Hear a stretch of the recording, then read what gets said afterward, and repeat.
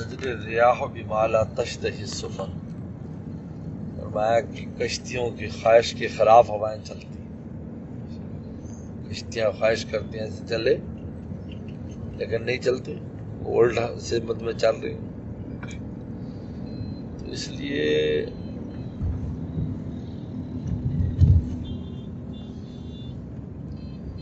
انسان کی جو تمنات پوری نہیں ہوتی، اس لیے امیر اس لیے بنایا جاتا ہے تاکہ نظم خراب نہ ہو۔ ہاں جی، ورنہ اگر نظم خراب ہو جاتا ہے تو اس کے نقصان بہت زیادہ ہیں،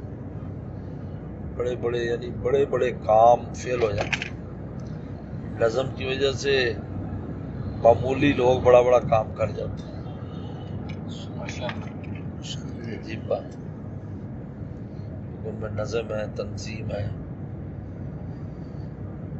تو اس وجہ سے مطلب ہے کہ اگر ہر آدمی کی تمنا بہت ہی مشکل ہے کہ میں جس طرح میں چاہوں ویسے ہی ہو، تو یہ تو ایک بعد میں ایک مقام اللہ دے بھی دیتے ہیں، لیکن پھر بھی جس مقام پر بھی ہو ان کو دوسروں کی اس رعایت سے چلنا پڑتا ہے، بادشاہ وقت کیوں نہ ہو،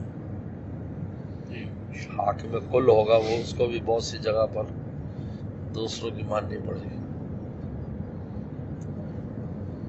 اس لیے بہرحال یا اگر ہم سوال کو گھما کے پوچھوں تو اگر حکم عدولی کی جائے تو کیا آپ کے حکم عدولی ہوگی؟ بہرحال وہ کل ہوگا، کل اس میں کاف لگے گا، کل یعنی تشبیہ کے ساتھ ہوگا، یہ کل